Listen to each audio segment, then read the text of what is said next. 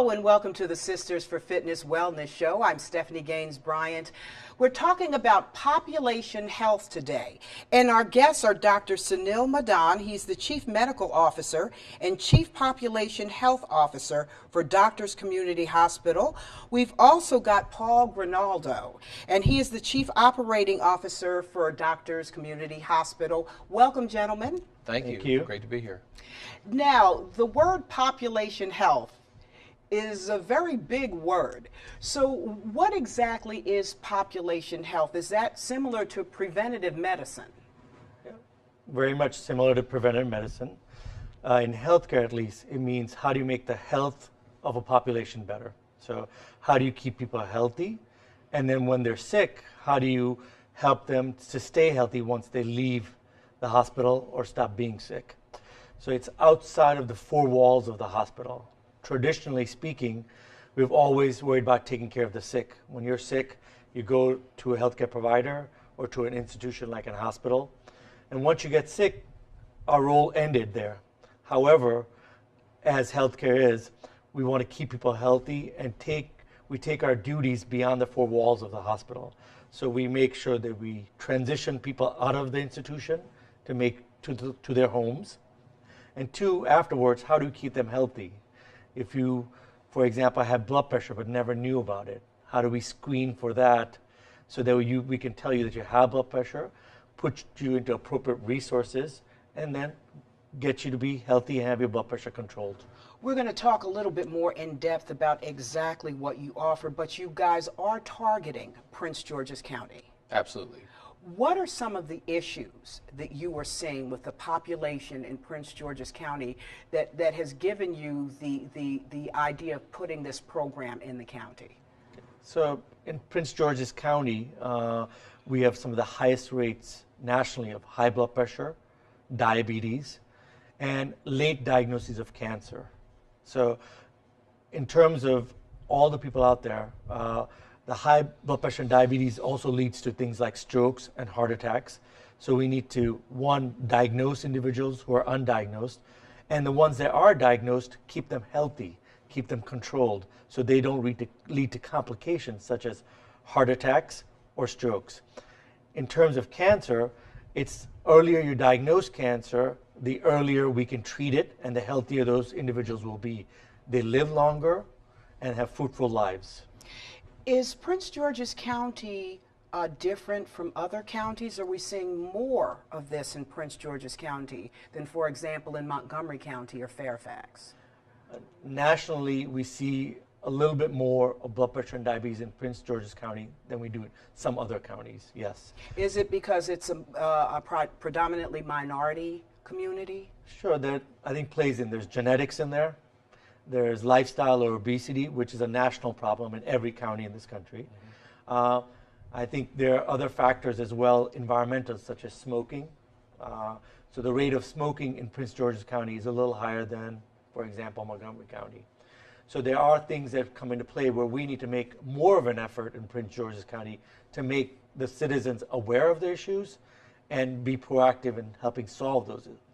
What about the economic factor? Does that have anything to do with it? With everything, it's change is typically driven by economics, and I think that the whole healthcare system in this country, when you consider that the high percentage of increases of costs year over year, is felt to be out of control. And you hear it's part of the discussion in campaigns, it's part of the discussion local, national. So.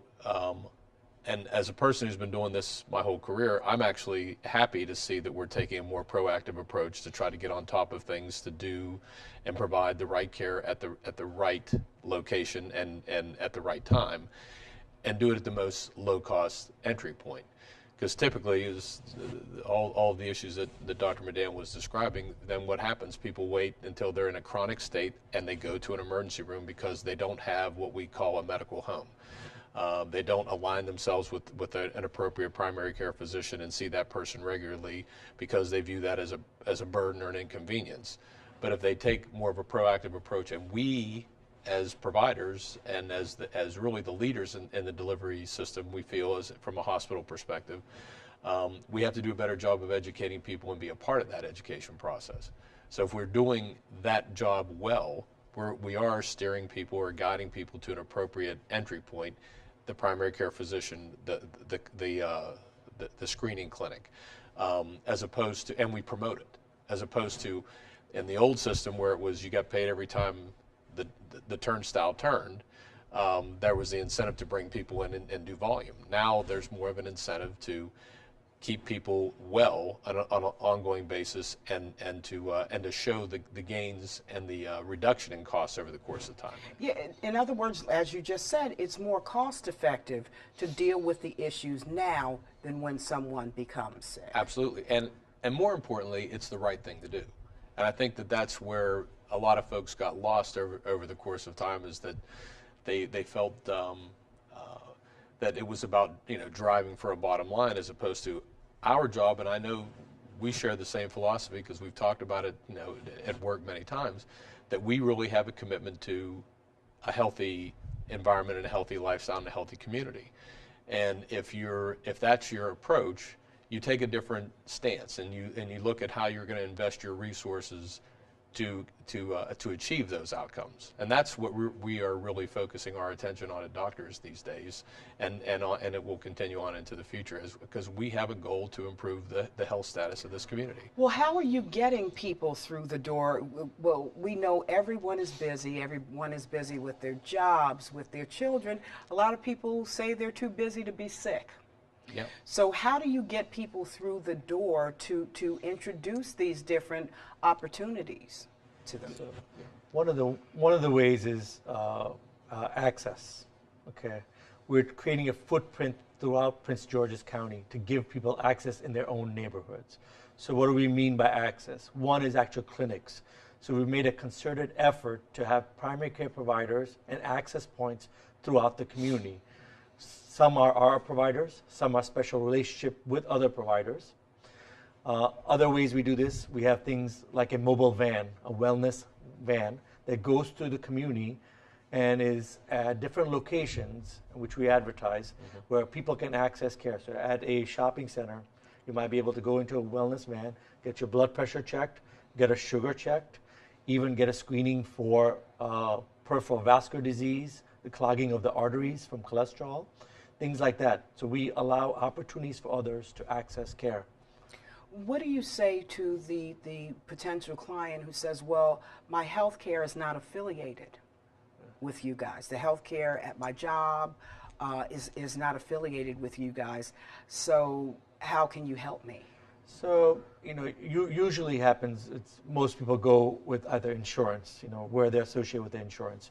We take all comers, even uninsured, and we make an extra effort to deal with all aspects of our society. So, for example, one of our partnerships that's coming up is with La Clínica de Pueblo. Paul can speak a little bit about that and tell you that we're trying to reach out to the Hispanic community, which there may be challenges of not having insurance, being undocumented, for example, or underserved areas such as District Heights, where we have a primary care presence. So we are making efforts to go throughout the community to help all types of residents in Prince George's County, not only the insured, the uninsured, the underinsured, but we make an effort to reach out to everyone in the community and to help them. And if you think about it, again, it goes back to that original discussion about the economic model. If we do a better job of helping to reach out to people proactively in a lower cost setting, those same people, if we don't take care of it up front, they're going to show up at our emergency room door at the highest cost setting. So we have an obligation, it's again, because it's the right thing to do, but also from an economic standpoint, it makes economic sense to reach out and invest in the community to provide those services and make it available, whether the person has the ability to pay or not. Hospitals have an obligation to contribute to community benefit. There's a report that all the hospitals in the state file, and so we view that that's going to be our contribution to community benefit, that we're going to invest in the community, put these resources out there, because we also see that there will be an ultimate return on investment down the road, because we're going to create a healthier community that won't be accessing care at the highest cost point. As Dr. Madan said, the relationship with La Clínica del Pueblo, they are one of the busiest, most well-regarded primary care but it's a full service. It's not just healthcare. It's also case management and social services. Clinics that's in the District of Columbia, been there for over 20 years. And we are very fortunate that we were able to reach out to them and talk to them about a collaboration, say, look, instead of us both trying to do, we know that this is a neighborhood that needs help. We could both go out there and try to do it ourselves, but you bring strengths to the table that we don't, and we bring strengths to the table that you don't. Let's get together, form a relationship, do a collaborative effort, and build something that's going to be sustainable for everybody.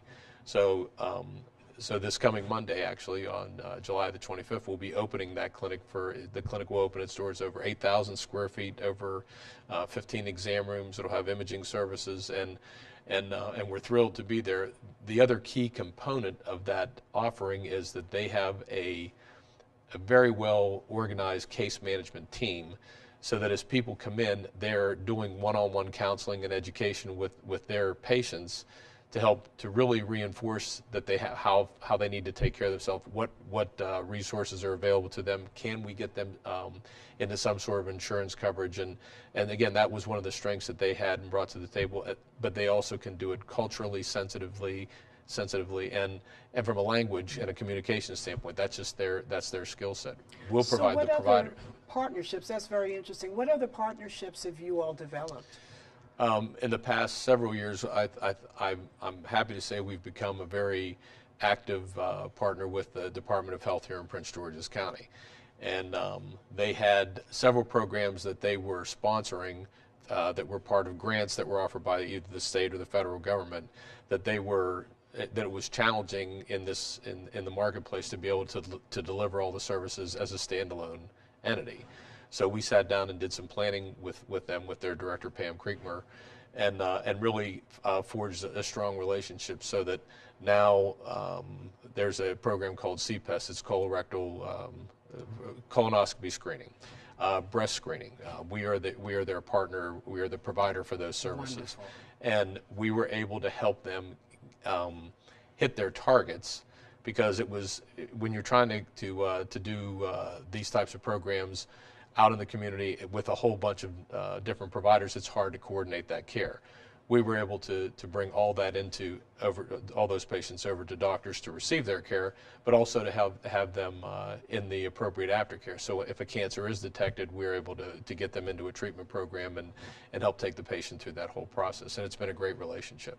We've talked about the opening of the clinic. We've talked about other outreach efforts.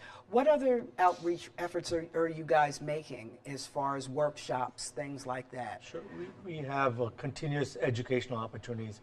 For example, one of the ones is for obesity related, the Doctor Center for Bariatrics Excellence, which is, if you're overweight, you may qualify for other interventions to help you, especially if you develop something such as diabetes. Especially because we know a lot of times insurance companies don't cover that. Yeah. So that's sort of out of the question for a lot of people. So you do offer opportunities for people, other measures besides just going on a diet. Yes, so there are other opportunities.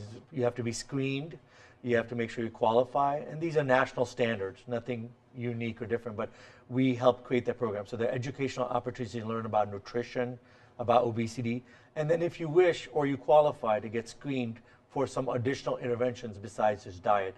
And I know it's frustrating, like I've struggled with my weight. You go up and down, everybody exercises, eats healthy, but you fall off the wagon, you come back, and it is a challenge that everyone faces. Yes, and when you're a diabetic, it's a challenge that's Yes. even greater because, and people don't understand this, I'm a diabetic, my parents are diabetic, I've been struggling with this for many years. Okay. They don't understand it is so easy when you're a diabetic to put on the weight, Yes. and it is a monster. It is like battling a monster trying to take that weight off. Mm-hmm. So some of the things relate to that also. When people get a little bit more obese, there's a condition called obstructive sleep apnea, which is a condition where your throat collapses at night and you snore. So number one sign is you snore a lot. 2, you're tired during the day when you get up, because at night with the snoring you don't get good oxygen to your brain. So, and the secondary condition that results from there is high blood pressure. So a lot of people who are young and have high blood pressure may have obstructive sleep apnea. We have one of the only inpatient certified sleep labs in the county. So where you require special monitoring to diagnose sleep apnea, we've seen that our program has diagnosed more individuals and kept them more healthy because we diagnosed obstructive sleep apnea. So there are a lot of associated conditions as well. Unless you get over the stigma of, I know I don't want to get help, or I didn't even know I had blood pressure, or I never checked my sugar and my whole family has diabetes. Yes. Those They're such silent killers, the Yeah. diabetes Yes. and the heart disease. Yeah. So is there a particular age that we should start getting people through the door, that we should start encouraging people to go to places like yours and get checked? Should it start at 21? Should it start at 41? Sure. Well, actually, screening, when you're a child as well, till you turn 18, you should be screened at your pediatrician's office, for sure. They are doing earlier and earlier screenings with blood pressure, with weights to talk about diabetes and healthy eating, and even in certain individuals check cholesterol in the teenage years, and that's recommended by the American Academy of Pediatrics. Once you turn 18, I think we need to get a yearly check anyway. That's why the Accountable Care Act in particular provides for free screening or primary care visits, okay? So screening visits once a year is included and required by most insurance companies at this point by the federal government for the Accountable Care Act. So you can start going at the age of 18, and you should. Get your blood pressure screened, check for your basic vitals, get a good exam done. If you're an athlete in high school or early in college, make sure you're getting screened for heart disease, structural disease that may be out there that cause you to pass out or something when you're playing sports. So really, we're recommending that people get screening at all aspects of their life, from the pediatric years up to 18, and then afterwards with an adult physician as well. You should be screened every year preventively. And it may be a quick visit for you. You're healthy, that's great. But to wait and screen for things also such as smoking, undiagnosed psychiatric conditions, violence, whether domestic or otherwise, That's also gun control. That's in a terms of, huge problem Yeah. in the community, that a lot of times, especially as African Americans, Yes. people don't want to address the whole mental Yes. health issue. It's sort of like taboo to Yes. certain people. What I'd like to say about that it's problems such as blood pressure or diabetes. It's actually a chemical issue in the brain, and it's well established it's actually a medical issue, and can be helped with certain medications, therapy, amongst other modalities to help you feel better as an individual. So there's a huge stigma with such as Yes. even minimal depression, which is so normal, okay? But there's opportunities to feel better, and it's actual medical condition. There's nothing. I am so glad, especially with today's climate, what we've seen happen over the last several weeks Yes. with folks with mental health issues taking drastic measures. Yes. Are doing things that didn't have to be done. It's so good to hear that you say that it's something that you can be worked with. Yes, 100%. And there's nothing wrong if there are some mental health issues. Get checked out. Yes, 100%. We are happy to help, happy to direct. We are trying to get more involved ourselves in providing more mental health. Currently, we don't have a comprehensive program, yet we're forming the building blocks right now to have that in the near future. But we can provide screenings, we can get you started, we can point you to the right resources, we can be there for you. So if I'm just a person who's shopping at the farmer's market and I see you folks, I can just walk up regardless to my age, regardless to what insurance coverage I have. So you guys are at different points in the community.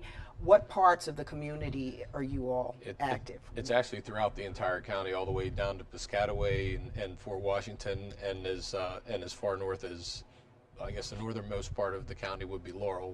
We have every day the van is out at some location scheduled. Do you come to Bowie? At least once a week.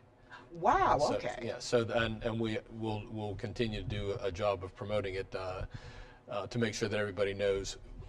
Part of the appeal when we had made the proposal to the health department was we need to be able to do something to sustain that vehicle being out and being utilized. And we saw it from an internal standpoint that there are so many patients who were coming back and being readmitted because their issue had not been appropriately addressed outside of the four walls. We take care of them as best we can while they're there, but then how do you maintain that? And that's the whole population health approach.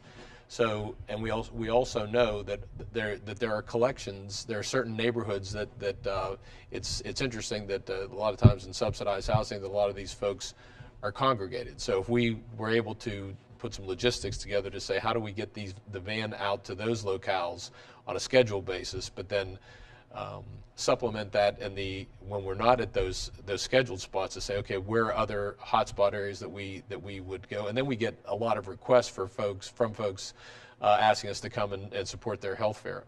All of the services are free, but the van is we were very fortunate to get a support grant from the Walmart Foundation to help kickstart the program, but most of our fundraising efforts through our hospital's foundation have gone towards supporting those initiatives. So it's scheduled, it's out there, it's available, and if you ever see it in Bowie or anywhere in the county, please do come up and say hello to us, because we're there for the community. That's the whole purpose of it.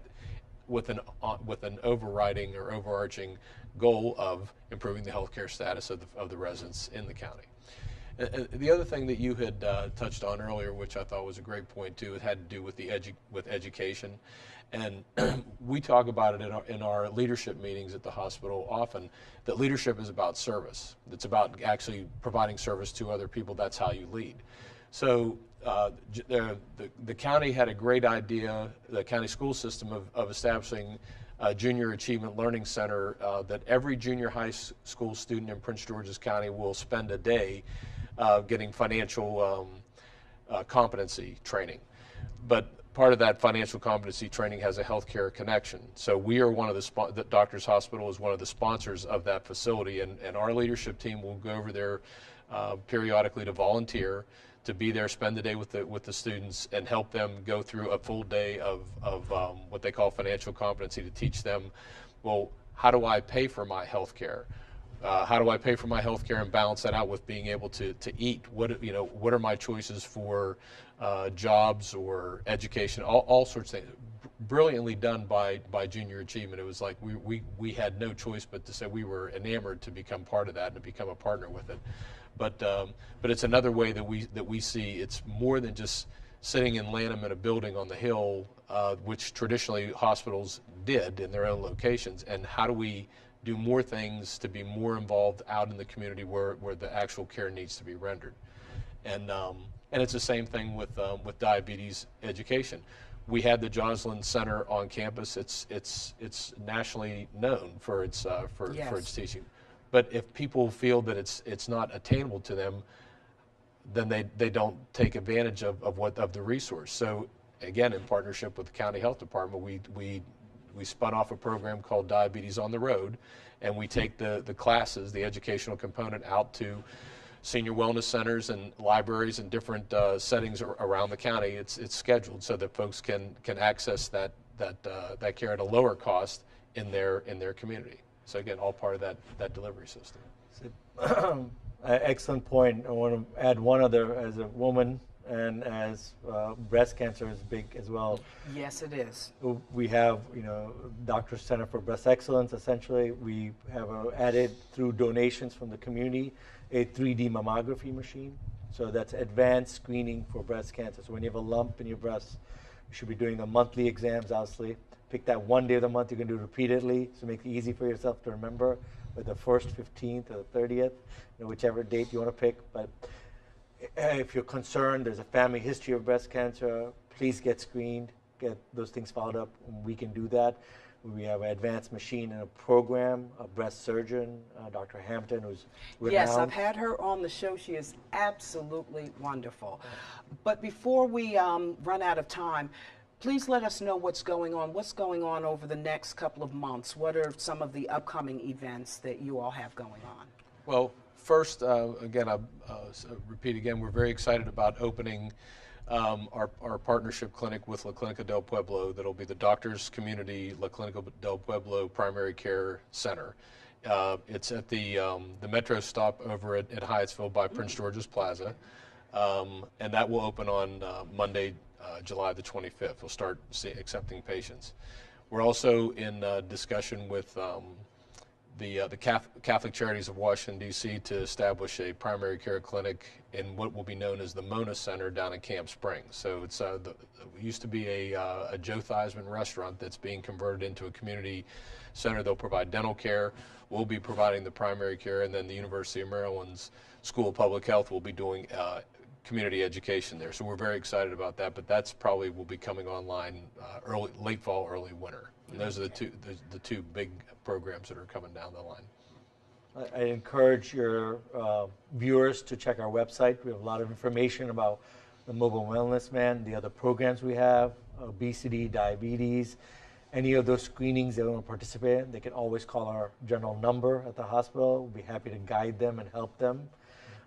Again, we're opening up more and more clinical hubs as well, access points where people can go for their care. We'll have one coming up in Laurel shortly. We have one almost coming up in District Heights. There's a presence already, but a bigger hub. So we'll see more and more, hopefully, signs in the community that say, Doctors Community Hospital, we're in your neighborhood, here to help you. You know, when I walked in today to talk to you guys, I had no idea. I had a sort of an idea of what population health was. You really gave us a great definition. Well, thank you. Thanks for having us. And I know that it's going to be a success here in the county. Thank you so much for joining us. We have been talking to, make sure we get the names right, Dr. Sanil Madan. He's the Chief Medical Officer and Chief Population Health Officer for Doctors Community Hospital. Also, Mr. Paul Grenaldo. He's the Chief Operating Officer. Gentlemen, thank you so much. And I hope we can talk sometime in the future once you really get the program going and talk about the new places that you're opening, the new things that you guys will be doing. Great. I'm Stephanie Gaines Bryant. You've been watching the Sisters for Fitness Wellness Show. Have a great day.